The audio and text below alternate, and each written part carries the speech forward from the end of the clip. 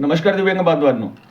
बऱ्याच दिव्यांग बांधवांना योजना कोणत्या आहेत या माहीत पडत नाहीत. तर दिव्यांग बांधवांसाठी जे ग्रामीण भागात दिव्यांग बांधव राहतात यांच्यासाठी बऱ्याच योजना या पंचायत समितीमार्फत किंवा जिल्हा परिषद मार्फत दिल्या जातात, ज्याच्यामध्ये व्यवसाय करण्यासाठी बरेच उद्योग आहेत, ज्याच्यामध्ये आपल्याला ॲटो रिक्षापासून तर सायकलपर्यंत सर्व स्कीम मिळू शकतात. चक्की, झेरॉक्स मशीन अशा भरपूर योजना आहेत.